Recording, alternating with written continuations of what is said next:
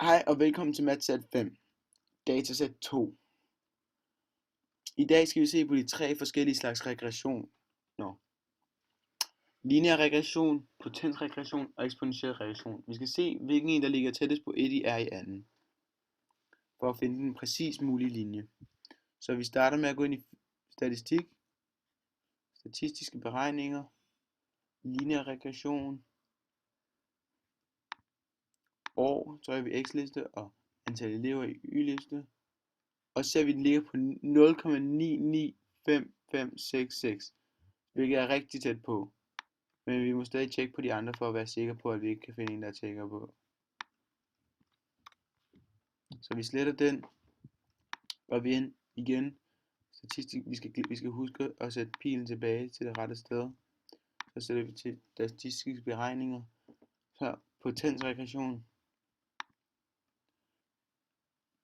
År. Antal elever igen. A står for antal elever. Så ser vi, at den er gået ned.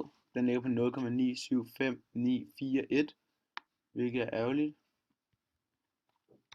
Men så den er heller ikke sætter på, så den potensregression kan vi ikke bruge noget. Så går vi ned til eksponentiel regression. Så indsætter vi igen i stedet år i x-liste og AE for antal elever igen. Så er vi OK, og så ser vi, at den ligger på 0,975249, hvilket ikke er tættere på. Så det vil sige, at vi har fundet den mest præcise regression, hvilket er den lineære regression. Så den har vi tænkt os at tage ind igen for at se den.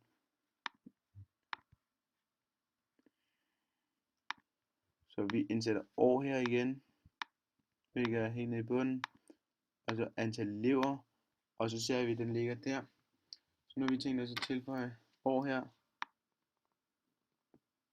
Den ligger der, og så her trykker vi antal elever, og så kan vi se grafen her.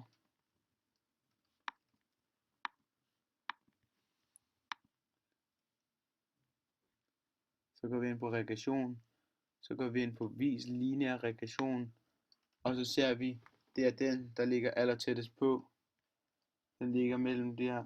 Det er den mest præcise linje, vi overhovedet kan få. Så det er vores resultat i dag. Mange tak for at se med. Vi kan så konkludere nu, at lineær regression er den bedste regression i den her sammenhæng. Det vil ikke være rigtigt i alle sammenhæng. Nogle gange vil det være potent, nogle gange eksponentielt. Det afhænger meget af tallene. Men her har vi arbejdet med